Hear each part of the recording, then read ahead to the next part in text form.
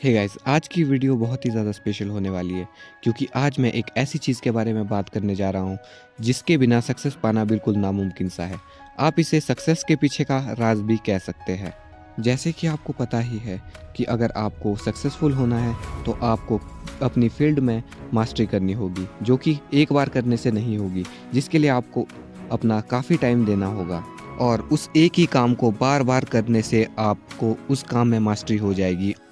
और किसी भी काम को बिना रुके रूटीन के साथ करने को कंसिस्टेंसी कहते हैं। तो मैं आपको कंसिस्टेंसी के बारे में आज कुछ साइंटिफिक फैक्ट्स बताऊंगा और साइंटिफिकली प्रूवन मेथड्स बताऊंगा जिससे आप अपनी कंसिस्टेंसी को मेंटेन कर सकते हो। कंसिस्टेंसी को रोकने वाला एक फैक्टर है प्रोकास्टिनेशन। मतलब अगर आप कोई भी काम कर रहे हो और आपको उस काम को करने में परेशानी हो रही है, जैसे अगर आप भूल जाते हो या फिर आपके मन में कोई कुछ और थॉट्स आते हैं कि ये काम मैं बाद में कर लूँगा, तो उसे प्रोकास्टिनेशन कहते हैं। और मैं प्रोकास्टिनेशन को छोड़ने के कुछ इफ़ेक्टिव तरीके आपको बताऊंगा जो कि साइंटिफिकली प्रूव है, जिस वजह से आप अपने प्रोकास्टिनेशन को छोड़ सकते हो। मतलब अगर आप कभी भी कुछ काम करोगे और आप मेरे बताए गए मेथड्स का यूज़ करोगे तो आप कभी भी प्रोकास्टिनेट नहीं करोगे, कभी भी अपने काम को नहीं टालोगे। ये मेरा वादा है आपसे। लेकिन इसके लिए आपको वीडियो को पूरा एंड तक देखना पड़ेगा। तो शुरू करते हैं कंसिस्टेंसी से। कंसिस्टेंसी होता क्या है? जैसे कि मैंने आपको बताया है कि अगर कोई भी काम बिना रुके डेली रूटीन पे किया जाए तो उसे कंसिस्टेंसी कहते हैं। अगर आपको अपनी कंसिस्टेंसी मेंटेन करनी है किसी भी काम को करने में, तो आपको उस काम को करने की एक हैबिट बनानी पड़ेगी और इसके लिए आपको हैबिट के रूल को फॉलो करना पड़ेगा, जो है क्यू, क्रेविंग और रिवॉर्ड। फॉर एग्जाम्पल, अगर आपको गिटार बजाने में मास्टरी करनी है तो आपको उसके लिए क्या करना होगा? आपको सबसे पहले अपना टाइम बाउंड करना होगा कि मैं इस टाइम पे गिटार बजाऊंगा और गिटार प्रैक्टिस करूंगा।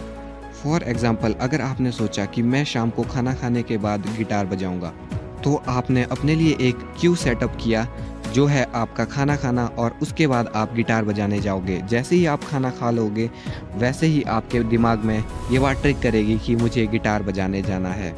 सेकंड पोर्शन है क्रेविंग का। बस इसमें आपको कुछ नहीं करना, ये बहुत इजी है। जैसे ही आपके दिमाग में आए कि मैंने खाना खा लिया है, इसके बाद मुझे गिटार प्रैक्टिस करनी है, तो आपने इमेजिन करना है कि गिटार बजाने के क्या क्या फ़ायदे हैं, कि मैं बहुत अच्छा गा सकता हूँ, या फिर जितने भी आपको फ़ायदे याद आते हैं वो सभी आपने इन्वॉल्व कर लेने हैं।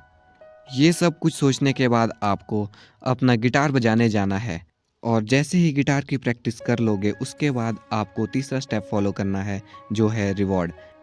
इसका मतलब ये है कि आपको अपने गिटार बजाने पर, बिना प्रोकास्टिनेट किए गिटार बजाने पर अपने आप को रिवॉर्ड देना है, अपने आप को हैप्पी फील करवाना है।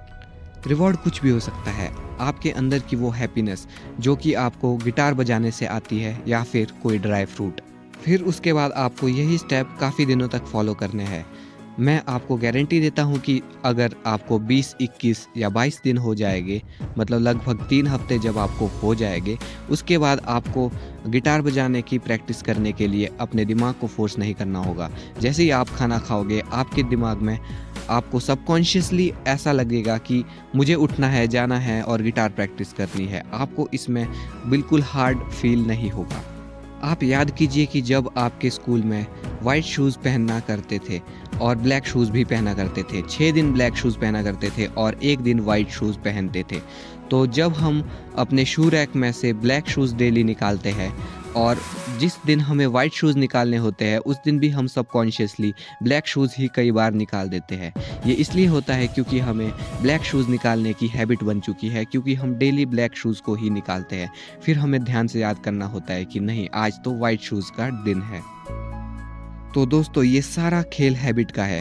अगर आपको कंसिस्टेंसी बनानी है तो आपको जिस भी चीज़ में कंसिस्टेंसी बनानी है उस चीज़ की हैबिट बिल्ड करनी पड़ेगी। और हैबिट बिल्ड करने के लिए आपको 21 डेज़ मिनिमम लगते हैं। आपको उस चीज़ को, अपने दिमाग को फोर्स करना है कि नहीं, मुझे इस चीज़ की हैबिट बनानी है तो मुझे इस काम को करना ही करना है, चाहे कोई भी सिचुएशन क्यों ना आ जाए।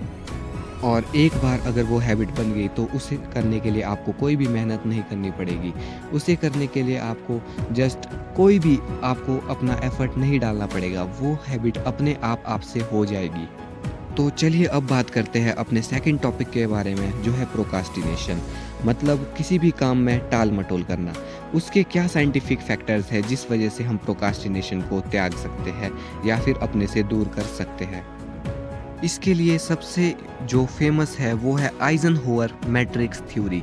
आइजनहोवर मैट्रिक्स थ्योरी में ये है कि आपको एक बॉक्स बनाना है और एक साइड लिखना है इम्पॉर्टेंट टास्क और उसके नीचे लिखना है नॉट इम्पॉर्टेंट टास्क, और ऊपर अर्जेंट और नॉट अर्जेंट को भी मार्क कर देना है। इसके बाद जो इम्पॉर्टेंट और अर्जेंट भी है, सबसे पहले आपको उस काम को करना है। फिर उसके बाद आपको वो काम करना है जो इम्पॉर्टेंट तो है लेकिन अर्जेंट नहीं है।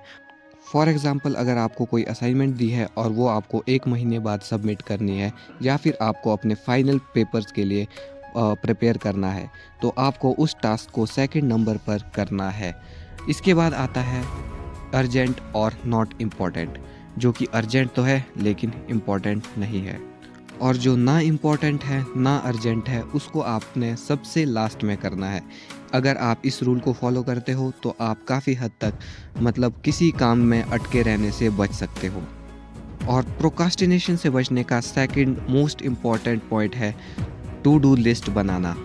क्योंकि अगर आपको पहले से ही पता होगा कि आपको क्या काम करना है और किस सीक्वेंस में करना है, तो आप काम बहुत ही ज़्यादा एफिशिएंसी के साथ कर सकते हैं। और टू डू लिस्ट बनाने का भी एक बहुत ही इफ़ेक्टिव तरीका है।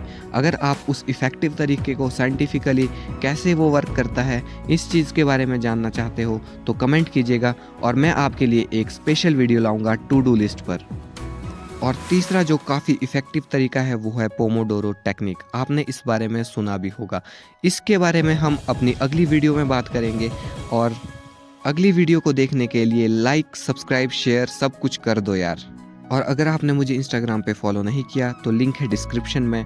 मैं वहाँ पे भी सेल्फ इम्प्रूवमेंट से रिलेटेड रील्स अपलोड करता हूँ। So guys, stay blessed, stay tuned.